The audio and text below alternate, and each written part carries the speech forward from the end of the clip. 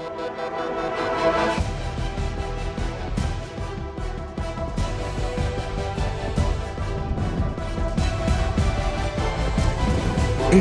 Voice, आपकी सोच, आपकी आवाज। वहीं प्रधानमंत्री नरेंद्र मोदी आज नई दिल्ली में बाबा खड़क सिंह मार्ग पर बने 184 नए टाइप 7 बहुमंजिला फ्लैट्स का उद्घाटन करेंगे। उद्घाटन कार्यक्रम तो आपको बता दें 184 नए टाइप 7 बहुमंजिला फ्लैट्स का पीएम मोदी ने उद्घाटन कर दिया। उद्घाटन कार्यक्रम की शुरुआत हो गई है।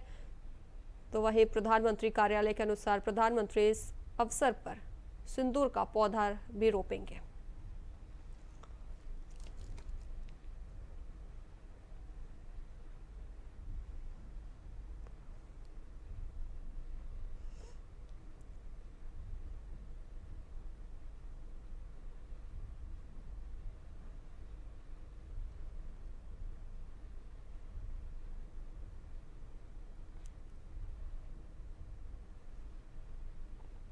ओवररन करते हैं। ये अपने प्रोजेक्ट 646 करोड़ का ये प्रोजेक्ट था, 590 करोड़ रुपए में पूरा होकर लगभग 50 करोड़ की बचत।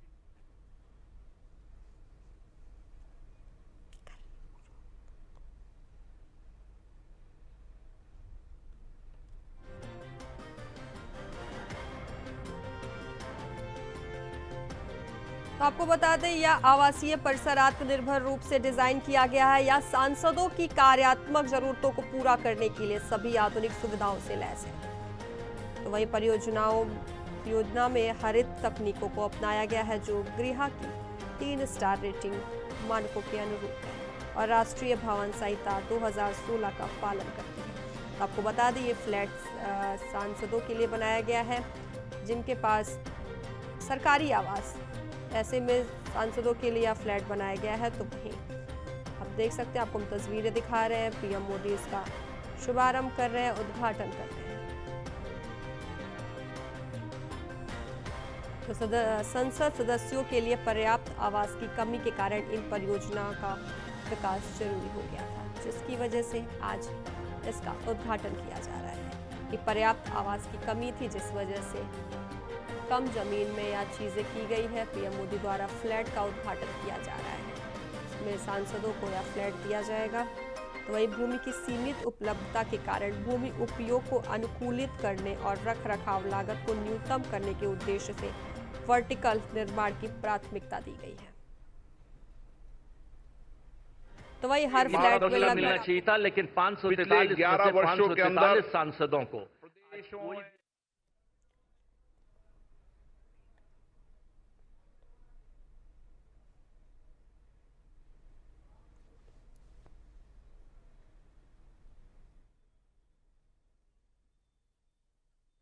बता दें आपको हर फ्लैट पे लगभग 5000 वर्ग फीट का कारपेट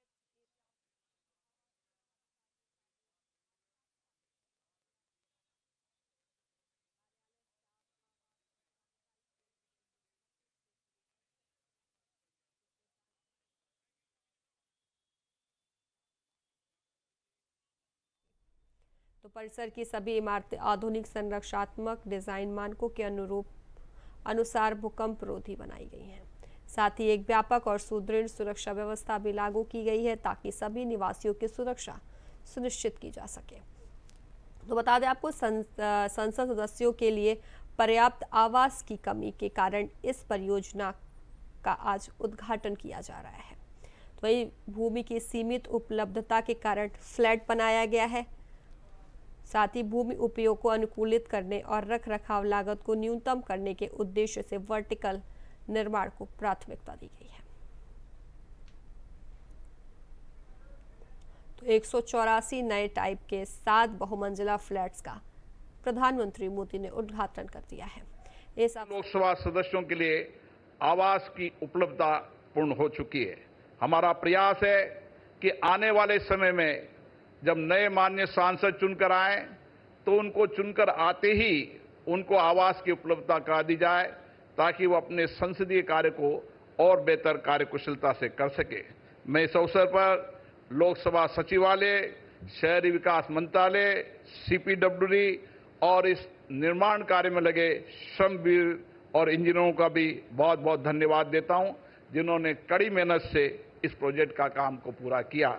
मैं पुनः माननीय प्रधानमंत्री जी का बहुत बहुत आभार व्यक्त करता हूं कि आप इस कार्यक्रम में पधारे, और सभी महानुभावों सांसद मंत्रियों का भी बहुत बहुत आभार व्यक्त करता हूं। धन्यवाद। बहुत बहुत धन्यवाद माननीय लोकसभा अध्यक्ष जी। और अब मैं सादर अनुरोध करती हूं हमारे देश के यशस्वी प्रधानमंत्री, विकास के शिल्पकार श्री नरेंद्र मोदी जी से कि हम सभी का मार्ग प्रशस्त करें। कार्यक्रम में उपस्थित श्रीमान ओम बिरला जी, मनोहर लाल जी, किरण रिजिजू जी, महेश शर्मा जी, संसद के सभी सम्मानित सदस्यगण, लोकसभा के महासचिव, देवी और सज्जनों, अभी कुछ ही दिन पहले मैंने कर्तव्य पथ पर कॉमन सेंट्रल सेक्रेटेरिएट यानी कर्तव्य भवन का लोकार्पण किया है, और आज मुझे संसद में अपने सहयोगियों के लिए इस रेजिडेंशियल कॉम्प्लेक्स के उद्घाटन का अवसर मिला है। ये जो 4 टावर्स हैं, उनके नाम भी बहुत सुंदर है। कृष्णा, गोदावरी, कोसी, हुगली, भारत की 4 महान नदियां जो करोड़ों जनों को जीवन देती हैं, अब उनकी प्रेरणा से हमारे जनप्रतिनिधियों के जीवन में भी आनंद की नई धारा बहेगी। कुछ लोगों को परेशानी भी होगी। कोसी नदी देख रखा है नाम, तो उनको कोसी नदी नहीं दिखेगी, उनको बिहार का चुनाव नजर आएगा। तो ऐसे छोटे मन के लोग जो होते हैं, उनकी परेशानियों के बीच भी मैं जरूर कहूंगा कि नदियों के नामों की परंपरा देश की एकता के सूत्र में हमें बांधती है। दिल्ली में हमारे सांसदों का ईज ऑफ लिविंग बढ़े, हमारे सांसदों के लिए दिल्ली में उपलब्ध सरकारी घर की संख्या अब और ज्यादा हो जाएगी।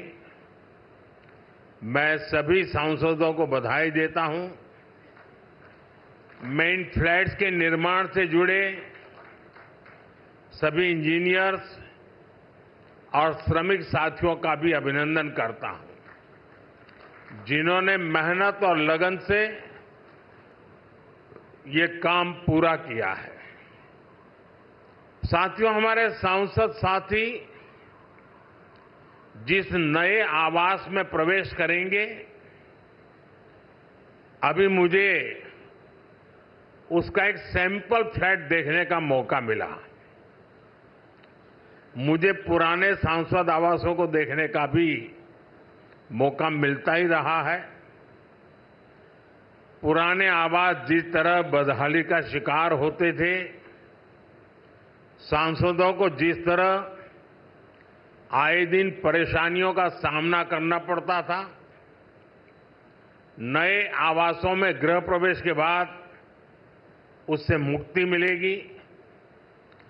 सांसद साथी अपनी समस्याओं से मुक्त रहेंगे तो वो अपना समय और अपनी ऊर्जा और बेहतर तरीके से जनता की समस्याओं के समाधान में लगा पाएंगे। साथियों, आप सभी जानते हैं दिल्ली में पहली बार जीत कर आए सांसदों को घर अलॉट करवाने में कितनी कठिनाई आती थी। नए भवनों से ये परेशानी भी दूर होगी। एक मल्टी स्टोरी बिल्डिंग्स में 180 से ज्यादा सांसद एक साथ रहेंगे। साथ ही इन नए आवासों का एक बड़ा आर्थिक पक्ष भी है। अभी कर्तव्य भवन के लोकार्पण पर ही मैंने बताया था, अनेक मंत्रालय जिन किराए की बिल्डिंग में चल रहे थे, उनका किराया ही करीब 1,500 करोड़ रुपए साल भर होता था। ये देश के पैसे की सीधी बर्बादी थी। इसी तरह पर्याप्त सांसद आवास न होने की वजह से भी सरकारी खर्च बढ़ता था। आप कल्पना कर सकते हैं, सांसद आवास की कमी होने के बावजूद 2004 से लेकर 2014 तक लोकसभा सांसदों के लिए एक भी नए आवास का निर्माण नहीं हुआ था। इसलिए 2014 के बाद हमने इस काम को एक अभियान की तरह लिया। 2014 से अब तक इन फ्लैट्स को मिलाकर करीब 350 सांसद आवास बनाए गए हैं। यानी एक बार ये आवास बन गए तब जनता का भी पैसा बच रहा है। साथियों, 21वीं सदी का भारत जितना विकसित होने के लिए अधीर है, उतना ही संवेदनशील भी है। आज देश कर्तव्य पथ और कर्तव्य भवन का निर्माण करता है तो करोड़ों देशवासियों तक पाइप से पानी पहुंचाने का अपना कर्तव्य भी निभाता है। आज देश अपने सांसदों के लिए नए घर का इंतजार पूरा करता है तो पीएम आवास योजना के जरिए 4 करोड़ गरीबों का गृह प्रवेश भी करवाता है। आज देश संसद की नई इमारत बनाता है तो सैकड़ों नए मेडिकल कॉलेज भी बनाता है। इन सब का लाभ हर वर्ग, हर समाज को हो रहा है। साथियों, मुझे खुशी है कि नए सांसद आवासों में सस्टेनेबल डेवलपमेंट, इसका भी विशेष ध्यान रखा गया है। ये भी देश के प्रो एनवायरमेंट और प्रो फ्यूचर सेफ इनिशिएटिव का ही हिस्सा है। सोलर एनेबल इंफ्रास्ट्रक्चर से लेकर सोलर एनर्जी में देश के नए रिकॉर्ड्स तक देश लगातार सस्टेनेबल डेवलपमेंट के विजन को आगे बढ़ा रहा है। साथियों, आज मेरे आपसे कुछ आग्रह भी है। यहां देश के अलग अलग राज्यों और क्षेत्रों के सांसद एक साथ रहेंगे। आपकी उपस्थिति यहां एक भारत श्रेष्ठ भारत का प्रतीक बनेगी। इसलिए अगर इस परिसर में हर प्रांत के पर्व त्योहारों का समय समय पर सामूहिक आयोजन होगा तो इस परिसर को 4 चांद लग जाएंगे। आप अपने क्षेत्र की जनता को भी बुलाकर इन कार्यक्रमों में उनकी भागीदारी करवा सकते हैं।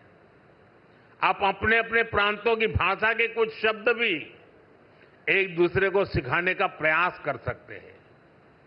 सस्टेनेबिलिटी और स्वच्छता, ये भी इस बिल्डिंग की पहचान बने, ये हम सबका कमिटमेंट होना चाहिए। न केवल सांसद आवास बल्कि पूरा परिसर हमेशा साफ स्वच्छ रहे तो कितना ही अच्छा होगा। साथियों, मुझे आशा है हम सब एक टीम की तरह काम करेंगे। हमारे प्रयास देश के लिए एक रोल मॉडल बनेंगे। और मैं मंत्रालय से और आपके आवास कमेटी से आग्रह करूंगा, क्या साल में 2 या 3 बार ये सांसदों के जितने परिसर है उनके बीच स्वच्छता की कंपटीशन हो सकती है क्या? और फिर घोषित किया जाए कि आज ये जो ब्लॉक था वो सबसे ज्यादा स्वच्छ पाया गया। हो सकता है 1 साल के बाद हम ये भी तय करें कि सबसे अच्छे वाला कौन सा और सबसे बुरे वाला कौन सा, दोनों घोषित करें। साथियों, मैं जब ये नवनिर्मित फ्लैट देखने गया तो मैं जब अंदर प्रवेश किया तो पहला मेरा कमेंट था, इतना ही है क्या? तो उन्होंने कहा, नहीं साहब, ये तो शुरुआत है, अभी अंदर चलो आप। मैं हैरान था जी, मुझे नहीं लगता कि सारे कमरे आप भर पाएंगे।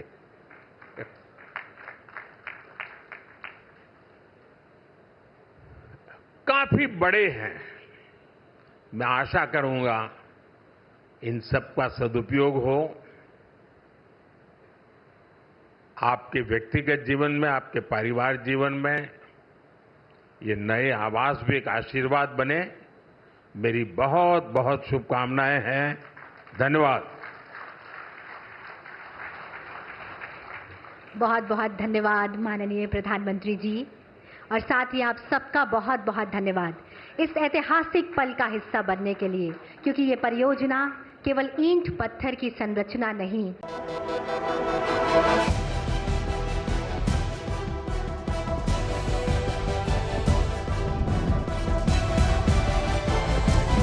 इंडिया वॉइस, आपकी सोच, आपकी आवाज।